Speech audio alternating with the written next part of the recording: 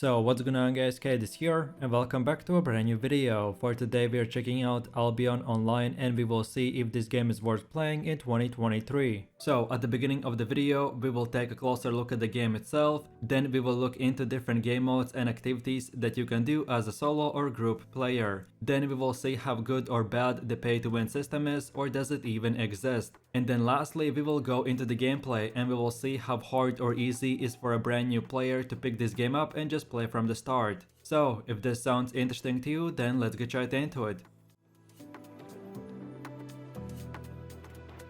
So then, first things first, Albion Online is a sandbox MMORPG set in a medieval fantasy world. In this player-driven game world, nearly every weapon and building is created by the player, and you can switch your class by changing the weapon and the different gear you use. And whether a new player focuses on PvE, PvP or large-scale guild versus guild combat, every action in this game has meaning because as well as consequences, the combat in this game is full loot. So Albion's big open world is made of hundreds of different zones, which are located in 5 different biomes across 2 massive continents. And those 5 biomes are steppe, forest, swamp, mountain and highlands, and these biomes determine which resources and creatures you will find. In addition, each biome contains 3 of 5 major natural resources, which you can find by clicking on each zone map. So the steppe biome has hide, ore and fiber, the forest has wood, hide and stone, swamp has wood, fiber, hide and etc. And then lastly you can collect fish in all of the 5 biomes. Then as far as the world map is, the whole world is divided into 2 continents, which is the Royal Continent and Outlands. So after you finish the tutorial, you'll be transported to the Royal Continent to start your adventure. The Royal Continent contains blue, yellow and red zones. In blue zones there is no PvP, and if you get killed by mobs you get just downed for a minute or 2. Then yellow zones are the same thing, just PvP is enabled if players decide to flag up. But again, if you die you just get downed. And then lastly the red zones is full loot PvP. But again you have to flag up, which contains its own risks. So while in red zones you will find players to fight, but the real PvP zones you will find in the black zone. And then lastly, the Royal Continent has 6 royal cities called Limhurst, Bridgewatch, Fort Sterling, Martlock, Thetford and Caerleon.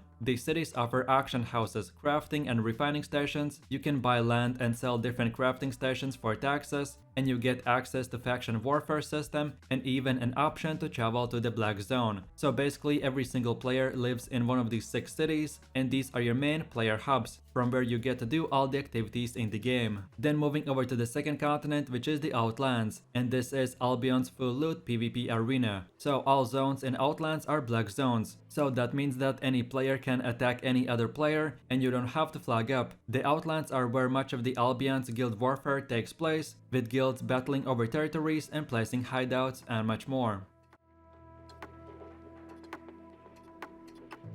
So then moving over to the Destiny board, which is a big part of your progression, as this is a skill tree and progression tracker in Albion Online. In addition to tracking your past progression, it shows what future activities you will have to complete to unlock more skills, get access to wear stronger gear, or unlock to gather better resources. It is a vital tool in this game. While it might seem overwhelming at the start, it will become easier to understand after you spend some time in understanding the concept. So by pressing the B key, you open your Destiny board, and the idea is that by repeating the activities you enjoy and want to do, your character will automatically improve in those areas. So for instance, if you enjoy fighting with a sword, you should focus on using that specific sword and killing monsters, and this will unlock more skills and better swords that will allow you to deal more damage. In general, it will take a long time to complete everything, so mainly the Destiny board rewards players who more specialize in their own professions instead of leveling everything and being jack of all trades.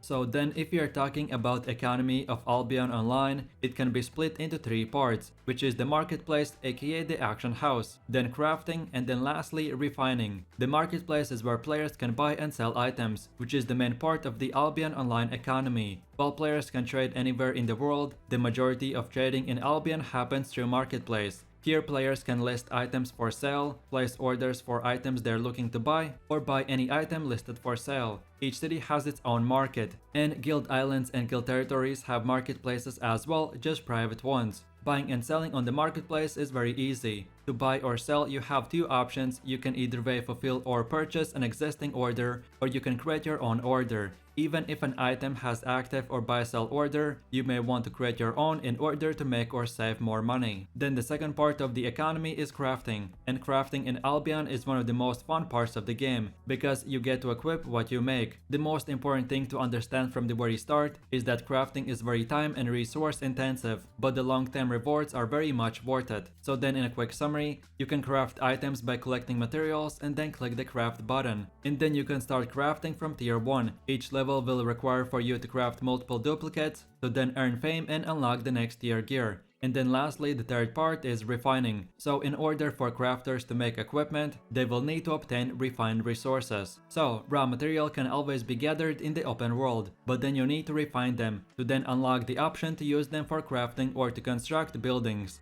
And this refining process basically works the same way as just a simple item crafting for materials. So then moving over to the PvE aspect of this game, and I personally have split this one again in 3 simple parts. The first part is monster killing, aka fame farming. So as I mentioned, to get access to better weapons and higher damage, you will want to kill monsters by using specific weapon, and killing monsters is called fame farming, which you can do in hardcore expeditions, which are located in each city. But they won't give you as good rewards because you can get killed in them, but if you use very high gear, then they can be worth to grind in the end game. Then we have 2 more places to kill monsters, which is the open world and dungeons. By just running around the map and different zones, you will find mobs to kill, so you can walk around and grind fame, or the last option is to farm dungeons. In every single zone, there are 2 types of dungeons. The big group dungeons are these blue big caves, which are meant for at least 2 to 3 players. But then across the map, you can find as well smaller dungeons, which are meant for solo players. So like in any MMO, you just simply kill monsters and get rewards in return. Then moving over to the second PvE system, which is the gathering. So gathering is the process where you run around the open world and collect different materials. And by gathering resources, you will advance and unlock not only excellent tools, but as well armor specifically designed to help you gather more resources more quickly and more safely, and it is called the gathering gear. Gatherers usually are the players who don't like to fight other players, but they just simply explore the big world of Albion and make easy silver at the same time. So these players are one of the richest ones, as they can gather materials and refine them and then craft them for powerful gear or just sell them on the marketplace. And then last but not the least, we have the third PvE part, which are the islands and food farming. Islands are permanently bound to the city where they were purchased first, and can be only accessed from the city itself. Player islands have many purposes, including farming, growing herbs, hiring laborers, and building refine and crafting stations. The farming system allows you to grow your own crops or herbs, which you can then feed animals with, cook food, or even brew your own potions. Farmers are one of the most important professions in Albion, because they basically build the economy by producing all the food supply that is needed to do a variety of activities. So for example, from feeding baby animals to create powerful mounts, to crafting potions that are essential to combat and gathering. So then moving over to the PvP, which in this game is my most favorite part, and the system is split into 2 categories, which are solo and group PvP. So by group PvP I mean open world ganking, hellgates, arenas, Zerg vs Zerg, and much more. So let me quickly summarize each activity. So first of all, open world ganking is when a group of players together run around the red or black zone areas where PvP and full loot is enabled, and then there they find other players farming or gathering, and then they catch them and kill them. As Albion is full loot PvP, this is a very fun aspect, and you get rewarded by getting all the loot that the other player had in his inventory. Then Hellgates are instant PvP dungeons, which you can find in yellow, red or black zones. Hellgates are basically like a combination between PvP and PvE arena, where you can join in a 2v2 Hellgate or a 5v5, and then the concept is that you enter the zone and kill monsters, and while you're doing that, the other 5-player team joins the dungeon, so then you go to the middle and fight. This is a very fun way to make money and do PvP with your friends. Then moving to the arenas, and this is another instance PvP, but this time the arenas is a 5v5 battleground, where you have to capture 3 points of interest, and the team with the highest eliminations or points will win the match. This activity is not full loot, so you can queue up with random players and just try out the PvP in a safe environment. And then lastly, the Zerg vs Zerg is the place where you get to do 100 versus 100 fights, where the biggest guilds in open world fight each other for territories, castles, and much more. This activity requires for you to join active guild, but you can still experience big fights by joining faction warfare, which is a very similar thing just with random players, which makes the whole experience a lot more chaotic. But if you're not a hardcore player, then this is a good and fun way to try out large-scale PvP. And then moving over to the solo PvP, which is the corrupted dungeons, solo ganking, and 1v1 duels. So this game is very solo player friendly, if you know it how to use it to your advantage. So first of all, the corrupted dungeons are basically the same thing like Hellgates, where you fight monsters, but then instead of fighting a 5v5, in the corrupted dungeons, you just match up against another solo player. So then you fight in the middle, and winner takes all the gear and loot from the final boss. The corrupted dungeons game mode is the most popular one in the entire game, as any player can join basically a 1v1 arena, where you fight for gear, and this way as a solo player, you can still get to enjoy PvP. And then lastly we have solo ganking and 1v1 duels, which should be self-explanatory. So in solo ganking, you just run around the world looking for easy targets or new players, but you have to be careful from the bigger groups. And then the 1v1 duels are just fun way to spend some time by trying out different builds in the cities, or just to fight your friends for fun or even for silver if you challenge each other. So overall, the PvP aspect in Albion is very diverse, and this game is very group and solo player friendly. Okay, so now we have come to the pay to win topic, which I decided to include in this video as a separate part, because in the last few years it's important for players to know if the game is really pay to win. So in the next minute or two I will try to give you my perspective. So in my opinion, Albion Online is 100% pay to win, but let me explain. I personally haven't seen any good MMORPG games and that don't have some aspect of pay to win. So Albion is not pay to win like Lost Ark or Black Desert. If I would have a scale for Lost Ark and Black Desert from 10 point system, then I would put it around 9 out of 10. But then Albion is still pay to win, but around 5 out of 10. There's no decent game in this MMO category which is not pay to win, so it all depends on if you can tolerate it. In Albion, you can gather, farm, and earn silver, or basically do anything you want for free, and there is no paywall whatsoever. But players still can buy gold for real life money, which then they can convert to silver and buy gear, tomes of insight to level up their destiny board, and much more. But my biggest reason of why I am okay with Albion's pay to win is because it's a full loot PvP game, and anyone that spends money can easily lose it in open world. Then as well, there's no difference between a free to play and pay to win player, except that the pay to win player, instead of playing the game for 10 hours, he will spend $1,000. And yes, by the way, to actually pay to win in this game, it will require a lot of money and a lot of swiping. And then lastly, the new player content like Yellow Zone Hellgates or Yellow Zone 1v1 arenas all have item caps. So even if the enemy player is running very high item score in the Yellow Zone PvP, all gear is equalized. So the only way for pay to win player to use this gear is to use it in open world where it's full loot. So in a summary, Albion is by definition pay to win, but very soft if we compare it to World of Warcraft, Lost Ark, Black Desert, and much more.